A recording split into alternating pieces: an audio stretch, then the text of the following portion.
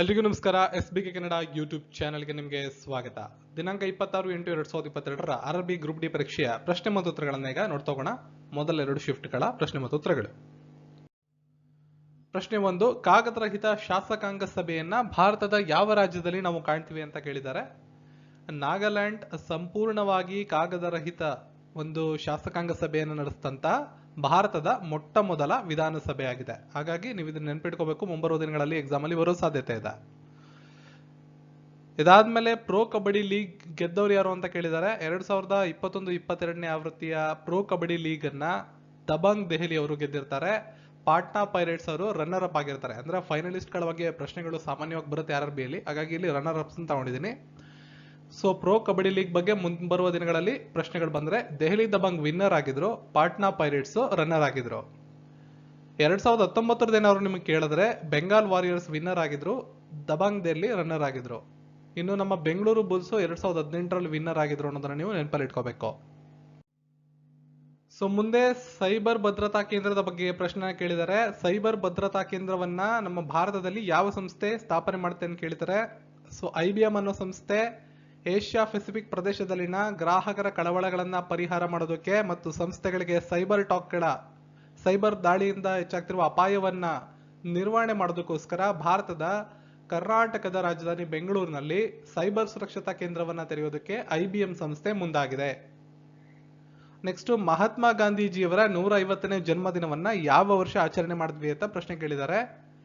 2019 October 1ರಂದು Mahatma ಗಾಂಧೀಜಿಯವರ ಜನ್ಮದಿನವನ್ನ ಕೇಂದ್ರ ಶಿಕ್ಷಣ ಸಚಿವರಾದ ಶ್ರೀ ರಮೇಶ್ ಪೋಖ್ರಿಯಾಲ್ ನಿಶಾಂಕ್, ನೋಡಿ ಇದು ಆವಾಗ ಆಗಿದ್ದು 2019 ಪ್ರಶ್ನೆ. ಇಲ್ಲಿ 150ನೇ ಜನ್ಮದಿನೋತ್ಸವವನ್ನ ಕೇಳಿರೋದ್ರಿಂದ ನೀವು ಈ ಮಾಹಿತಿಯನ್ನ ನೋಡ್ಕೋಬೇಕು.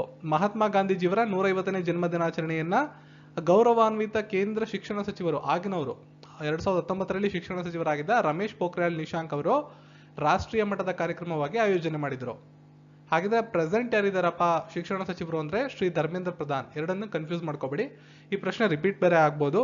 2019ನೇ ಇಸ್ವಿಯಲ್ಲಿ ಗಾಂಧೀಜಿಯವರ 150ನೇ ಜನ್ಮದಿನಾಚರಣೆಯನ್ನ ನಾವು ಆಚರಿಸಿದ್ವಿ. ಆವಾಗ ಶಿಕ್ಷಣ ಮಂತ್ರಿಗಳಾಗಿದ್ದಂಥವ್ರು ನಿಶಾಂಕ್ ಅವರು, ಈಗ ಶಿಕ್ಷಣ ಮಂತ್ರಿಗಳು ಶ್ರೀ ಧರ್ಮೇಂದ್ರ ಪ್ರಧಾನ್. ಇನ್ನು ಬ್ರಹ್ಮಪುತ್ರ ನದಿಗೆ ಸಂಬಂಧಪಟ್ಟಂಗೆ ಪ್ರಶ್ನೆ ರಿಪೀಟ್ ಆಗಿದೆ.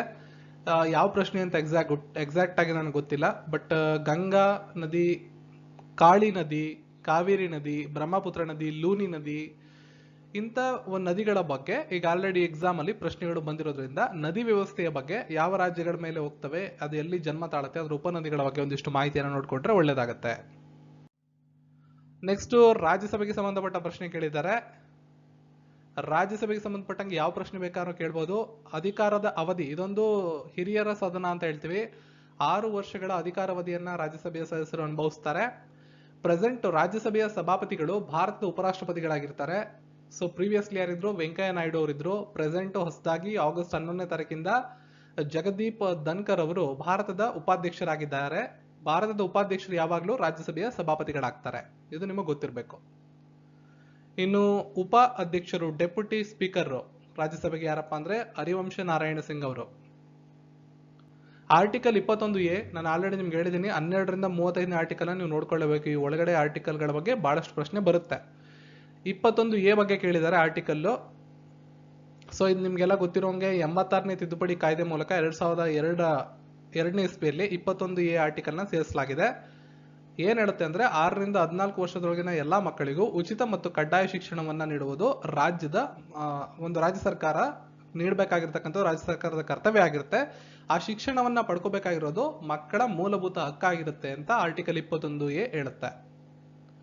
ನೆಕ್ಸ್ಟ್, ಮೊದಲ ಭಾರತೀಯ ನೊಬೆಲ್ ಪ್ರಶಸ್ತಿ. ಈಗ ಆಲ್ರೆಡಿ ಇದ್ರ ಬಗ್ಗೆ ಡೀಟೇಲ್ಸ್ ಕೊಟ್ಟಿದ್ದೀನಿ ಪ್ರೀವಿಯಸ್ ವಿಡಿಯೋಗಳಲ್ಲಿ. ನಮ್ಮ ನೊಬೆಲ್ ಪ್ರಶಸ್ತಿಯನ್ನು ಯಾರ್ಯಾರು ಗೆದ್ದಿದ್ದಾರೆ, ಯಾವ ವರ್ಷ ಗೆದ್ದಿದ್ದಾರೆ, ಯಾವ ವಿಭಾಗದಲ್ಲಿ ಗೆದ್ದಿದ್ದಾರೆ ಅಂತ.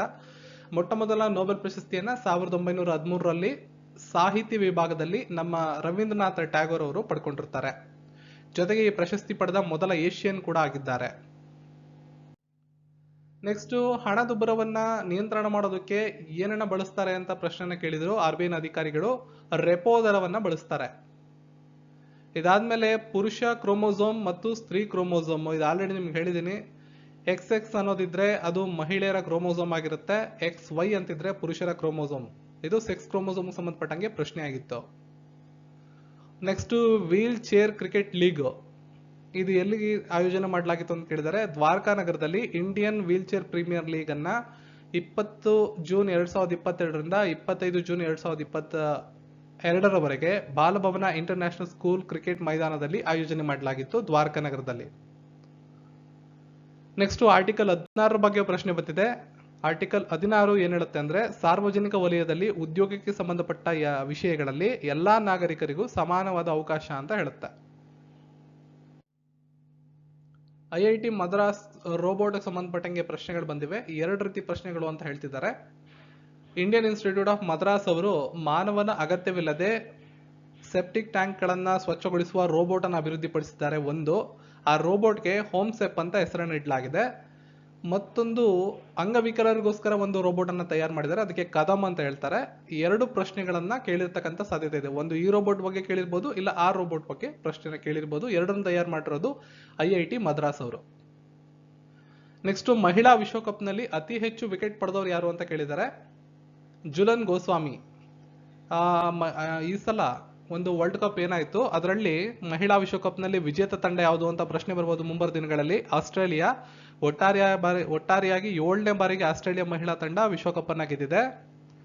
ಅತಿ ಹೆಚ್ಚು ರನ್ ಅನ್ನ ಗಳಿಸ್ತಂತವ್ರು ಯಾರು ಅಂದ್ರೆ ಡೆಬ್ಬಿ ಹಾಕ್ಲಿ ಅಂತ 1501 ರನ್ ಅನ್ನ ಹೊಡೆದಿದ್ದಾರೆ. ಇನ್ನು ನಮ್ಮ ಭಾರತದ ಜುಲನ್ ಗೋಸ್ವಾಮಿ 43 ವಿಕೆಟ್, ಅತಿ ಹೆಚ್ಚು ವಿಕೆಟ್ ಪಡೆದಂತ ಮಹಿಳೆ. ಸ್ವರೂಪ ODI one day international matches ಇವು. ಮೊದಲ ಆವೃತ್ತಿ ಯಾವಾಗ ನಡೀತು ಅಂದ್ರೆ 1973 ಇಂಗ್ಲೆಂಡ್. ಇತ್ತೀಚಿನ ಆವೃತ್ತಿ 2022ರ ನ್ಯೂಜಿಲೆಂಡ್ ಅಲ್ಲಿ ನಡೆದಿತ್ತು. ಇದನ್ನು ಕೂಡ ಕೇಳ್ಬೋದು, ಮಹಿಳೆಯರ ವಿಶ್ವಕಪ್ 2022 ಎಲ್ಲಿ ನಡೆದಿತ್ತು ಅಂತ ಕೂಡ ಕೇಳ್ಬೋದು. ಯಾವ ದೇಶ ಹೋಸ್ಟ್ ಮಾಡಿತ್ತು ಅಂತ ಕೇಳ್ಬೋದು. 2022 New Zealand. Next Indian oil corporation ನ ಯಾವಾಗ ಸ್ಥಾಪನೆ ಮಾಡಲಾಗಿದೆ ಅಂತ ಕೇಳಿದರೆ, ಇಂಡಿಯನ್ ಆಯಿಲ್ ಕಾರ್ಪೊರೇಷನ್ ಅದು ಭಾರತೀಯ ಸರ್ಕಾರಿ ಸ್ವಾಮ್ಯದ ತೈಲ ಮತ್ತು ಅನಿಲ ಪರಿಶೋಧಕ ಹಾಗೂ ಉತ್ಪಾದಕವಾಗಿದ್ದು ನವದೆಹಲಿಯಲ್ಲಿ ಕೇಂದ್ರ ಕಚೇರಿಯನ್ನ ಹೊಂದಿರುತ್ತೆ. ಇದು ಪೆಟ್ರೋಲಿಯಂ ಮತ್ತು ನೈಸರ್ಗಿಕ ಅನಿಲ ಸಚಿವಾಲಯದ ಅಡಿಯಲ್ಲಿ ಕೆಲಸ ಮಾಡುತ್ತೆ. ಶ್ರೀಕಾಂತ್ ಮಾಧವ ವೈದ್ಯ ಅನ್ನೋರು ಇದರ ಪ್ರೆಸೆಂಟ್ ಅಧ್ಯಕ್ಷತೆಯನ್ನು ವಹಿಸಿಕೊಂಡಿದ್ದು ನವದೆಹಲಿಯಲ್ಲಿ ಕೇಂದ್ರ ಕಚೇರಿಯನ್ನ ಕಾಣ್ತೀವಿ. 1959ರ ಜೂನ್ 30ರಂದು ಇದು ಸ್ಥಾಪನೆಯಾಗಿದೆ. ಈ ಇಸ್ವಿಯನ್ನ ಕೇಳಿದ್ದಾರೆ ಎಕ್ಸಾಮ್ ಅಲ್ಲಿ. ನೆಕ್ಸ್ಟ್ ಭಾರತದ ಮೊದಲ ಪ್ಯಾರಾ ಬ್ಯಾಡ್ಮಿಂಟನ್ ಅಕಾಡೆಮಿಯನ್ನು ಯಾವ ನಗರದಲ್ಲಿ ಸ್ಥಾಪಿಸಲಾಗಿದೆ? ಇದು ರಿಪೀಟ್ ಆಗಿರ್ತಕ್ಕಂಥ ಕ್ವಶನ್ ಆಗಿದ್ದು ಇಂಪಾರ್ಟೆಂಟ್ ಆಗಿರುತ್ತೆ.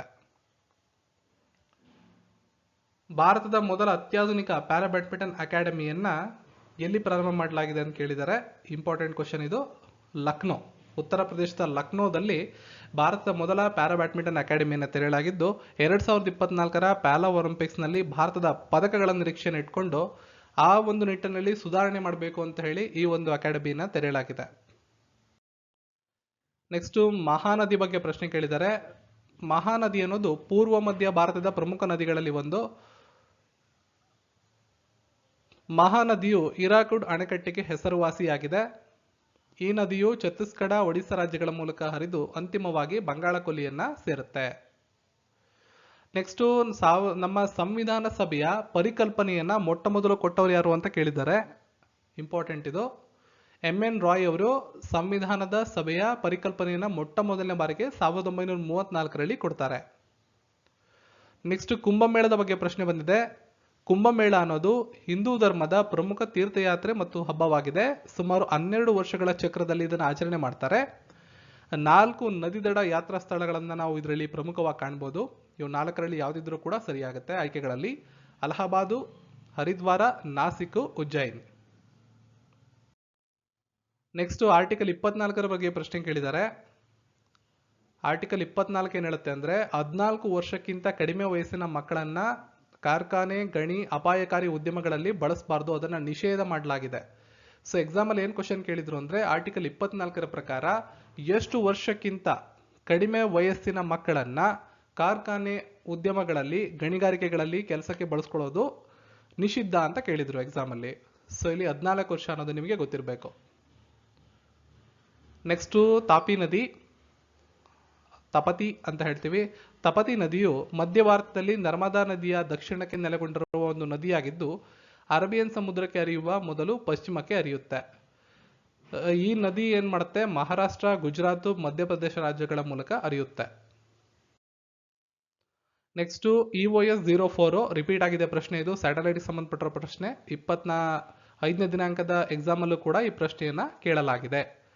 EOS ಅನ್ನೋದು ಭೂಮಿಯ ವೀಕ್ಷಣಾ ಉಪಗ್ರಹ ಅಂತ ಹೇಳ್ತೀವಿ. ಈ ಉಪಗ್ರಹದ ಉಡಾವಣೆ ಪ್ರಮುಖ ಉದ್ದೇಶ ಕೃಷಿ, ಅರಣ್ಯ, ತೋಟಗಳು, ಮಣ್ಣಿನ ತೇವಾಂಶ, ಜಲವಿಜ್ಞಾನ, ಪ್ರವಾಹದ ಮ್ಯಾಪಿಂಗ್ ನಂತ ಹಲವಾರು ಉದ್ದೇಶಗಳನ್ನು ಇಟ್ಕೊಂಡು ಈ ಒಂದು ಸ್ಯಾಟಲೈಟ್ ಅನ್ನ ಲಾಂಚ್ ಮಾಡಲಾಗಿದೆ. ಯಾವಾಗ ಲಾಂಚ್ ಮಾಡಿದ್ರು? 14 ಫೆಬ್ರವರಿ 2022ರಂದು. ಸೊ ಓದೋ ದಿನ ಅಂದ್ರೆ 25ನೇ ತಾರೀಕು ಎಕ್ಸಾಮ್ ಅಲ್ಲಿ ಯಾವ ರೀತಿ ಪ್ರಶ್ನೆ ಕೇಳಿದ್ರು ಅಂದ್ರೆ, ಫೆಬ್ರವರಿಯಲ್ಲಿ ಇಸ್ರೋದವರು ಯಾವ ಒಂದು ಸ್ಯಾಟಲೈಟ್ ನ ಲಾಂಚ್ ಮಾಡಿದ್ರು ಅಂತ ಪ್ರಶ್ನೆ ಕೇಳಿದ್ರು. ಈಗ ಏನ್ ಮಾಡಿದ್ದಾರೆ, ಸ್ಯಾಟಲೈಟ್ ಅನ್ನೇ ಕೊಟ್ಬಿಟ್ಟು ಇದನ್ನ ಕೇಳಿರ್ತಾರೆ. ಸೊ ಇಲ್ಲಿ ಕೊಟ್ಟರು ಯಾವುದೇ ಇನ್ಫಾರ್ಮೇಶನ್ ಕೂಡ ಈ ಒಂದು ಸ್ಯಾಟಲೈಟ್ ಬಗ್ಗೆ ಕೇಳಿರ್ಬೋದು. ಅದರ ಉದ್ದೇಶ, ಯಾವಾಗ ಉಡಾವಣೆ ಆಯಿತು, ಎಲ್ಲಿ ಉಡಾವಣೆ ಆಯಿತು, ಏನ್ ಬೇಕಾದ್ರೂ ಕೇಳ್ಬೋದು. ಸೊ ಇದ್ರ ಬಗ್ಗೆ ನಾನು ಆಲ್ರೆಡಿ ನಿನ್ನೆ ವಿಡಿಯೋದಲ್ಲಿ ಮಾಹಿತಿ ಕೊಟ್ಟಿದ್ದೀನಿ, ನೋಡ್ಕೊಳ್ಳಿ. ಇನ್ನು ಇದನ್ನ ಉಡಾವಣೆ ಮಾಡಿದ್ಯಾರು? ಇಸ್ರೋ.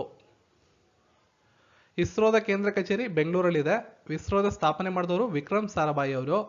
ಸ್ಥಾಪನೆಯಾಗಿದ್ದು ಇಸ್ರೋ ಯಾವಾಗ? 15 ಆಗಸ್ಟ್ 1969. ಮುಂಬರುವ ದಿನಗಳಲ್ಲಿ ಬರ್ಬೋದು. ಪ್ರೆಸೆಂಟ್ ಅಧ್ಯಕ್ಷರಾಗಿದ್ದಾರೆ ಸೋಮನಾಥ್ ಅವರು. ಶ್ರೀಧರ್ ಪಣಿಕರ್ ಸೋಮನಾಥ್ ಅವರ ಪೂರ್ಣ ಹೆಸರು. ನೆಕ್ಸ್ಟ್ ಶಾಸ್ತ್ರೀಯ ಸ್ಥಾನಮಾನದ ಬಗ್ಗೆ ಒಂದು ಪ್ರಶ್ನೆಯನ್ನ ಕೇಳಲಾಗಿದೆ. ಪ್ರಶ್ನೆ ಎಕ್ಸಾಕ್ಟ್ ಆಗಿ ನಾನು ತಿಳಿದಿಲ್ಲ, ಹಾಗಾಗಿ ನಾನು ಪ್ರೆಸೆಂಟ್ ಎಷ್ಟು ಶಾಸ್ತ್ರೀಯ ಭಾಷೆಗಳಿವೆ ಅನ್ನೋದ್ರ ಬಗ್ಗೆ ಮಾಹಿತಿಯನ್ನು ಕೊಟ್ಟಿದ್ದೀನಿ. ಇಲ್ಲಿ ಪ್ರೆಸೆಂಟ್ ನಮ್ಮ ಹತ್ರ 6 ಭಾಷೆಗಳು ಶಾಸ್ತ್ರೀಯ ಸ್ಥಾನಮಾನವನ್ನ ಪಡ್ಕೊಂಡಿವೆ. ಮೊದಲನೇದು ಶಾಸ್ತ್ರೀಯ ಸ್ಥಾನಮಾನವನ್ನ ಪಡೆದುಕೊಂಡಿದ್ದು ತಮಿಳು 2004ರಲ್ಲಿ. ನೆಕ್ಸ್ಟ್ ಸಂಸ್ಕೃತ 2005, ಕನ್ನಡ ಮತ್ತು ತೆಲುಗು 2008ರಲ್ಲಿ ಜಂಟಿಯಾಗಿ, ಮಲಯಾಳಂ 2013, ರೀಸೆಂಟ್ ಆಗಿ ಪಡ್ಕೊಂಡಿರೋದು 2014ರಲ್ಲಿ ಒಡಿಯಾ. 6 ಭಾಷೆಗಳಿಗೆ ಶಾಸ್ತ್ರೀಯ ಸ್ಥಾನಮಾನ ಸಿಕ್ಕಿರುತ್ತೆ. ಇದು ನಿಮಗೆ ಗೊತ್ತಿರಬೇಕು. ನೆಕ್ಸ್ಟ್ ವಾಡಾ. ವಾಡಾ ಅಂದ್ರೆ ವರ್ಲ್ಡ್ ಡೋಪಿಂಗ್ ವಿರೋಧಿ ಏಜೆನ್ಸಿ. ಕೆನಡಾ ಮೂಲದ ಅಂತಾರಾಷ್ಟ್ರೀಯ ಒಲಿಂಪಿಕ್ ಸಮಿತಿ ಕ್ರಿಕೆಟ್ಗಳಲ್ಲಿ ಡ್ರಗ್ಸ್ ವಿರುದ್ಧ ಹೋರಾಟವನ್ನ ಉತ್ತೇಜಿಸಲು, ಸಮನ್ವಯಗೊಳಿಸಲು ಮತ್ತು ವಿಚಾರಣೆ ಮಾಡೋದಕ್ಕೆ ಇರ್ತಕ್ಕಂಥ ಒಂದು ಸಂಸ್ಥೆ. ಸೊ ಕ್ರೀಡೆಗಳಲ್ಲಿ, ಅಥ್ಲೆಟಿಕ್ಸ್ಗಳಲ್ಲಿ ಡ್ರಗ್ ತೆಗೆದುಕೊಂಡು ಪರ್ಫಾರ್ಮ್ ಮಾಡ್ತಕ್ಕಂಥವ್ರು ಅಥವಾ ಆ ಡ್ರಗ್ಸ್ಗಳನ್ನ ಸೇವನೆ ಮಾಡಿ ತಮ್ಮ ಪರ್ಫಾರ್ಮೆನ್ಸ್ನ ಇಂಪ್ರೂವ್ ಮಾಡ್ಕೋತಾರೆ ಎಷ್ಟೋ ಸತಿ. ಇವುಗಳನ್ನ ಪತ್ತೆ ಹಚ್ಚೋದಕ್ಕೆ ಮತ್ತು ಅವರಿಗೆ ಶಿಕ್ಷೆಯನ್ನ ಕೊಡೋದಕ್ಕೆ ಇರ್ತಕ್ಕಂಥ ಒಂದು ಅಂತಾರಾಷ್ಟ್ರೀಯ ಸಂಸ್ಥೆಯನ್ನ ವಾಡಾ ಅಂತ ಹೇಳ್ತೀವಿ. ಇದ್ರ ಬಗ್ಗೆ ಕೂಡ ಎಕ್ಸಾಮ್ ಅಲ್ಲಿ ಪ್ರಶ್ನೆ ಬರ್ಬೋದು. ಬಂದ್ರೆ ಇದರ ಕೇಂದ್ರ ಕಚೇರಿ ಬಗ್ಗೆ ಪ್ರಶ್ನೆನ ಕೇಳ್ತಾರೆ. ಕೆನಡಾದ ಮಾಂಟ್ರಿಯಾಲ್ ನಲ್ಲಿ ಇದರ ಕೇಂದ್ರ ಕಚೇರಿ ಕಂಡುಬರುತ್ತೆ. 1999ರ 10 ನವೆಂಬರ್ ಅಂದು ಇದು ಸ್ಥಾಪನೆಯಾಗಿದೆ. ಕ್ರೇಗ್ ರೀಡಿ ಅನ್ನೋರು ಇದರ ಪ್ರೆಸೆಂಟ್ ಅಧ್ಯಕ್ಷರಾಗಿದ್ದಾರೆ. ಸೊ ಪ್ರಪಂಚಾದ್ಯಂತ ಇರ್ತಕ್ಕಂತಹ ಸಂಸ್ಥೆ ವಾಡಾ ಆದ್ರೆ, ನಮ್ಮ ದೇಶದಲ್ಲಿ ಕೂಡ ನಾಡಾ ಅಂತ ಒಂದು ಸಂಸ್ಥೆ ಇದೆ. ವಾಡಾದ ರೂಪಾಂತರ ಅಂತ ಹೇಳ್ಬೋದು. ರಾಷ್ಟ್ರೀಯ ಡೋಪಿಂಗ್ ವಿರೋಧಿ ಸಂಸ್ಥೆ. ಸೊ ನ್ಯಾಷನಲ್ ಇಶ್ಯೂಸ್ ನ ನೋಡ್ಕೊಳ್ಳೋದಕ್ಕಿರ್ತಕ್ಕಂಥ ಸಂಸ್ಥೆ.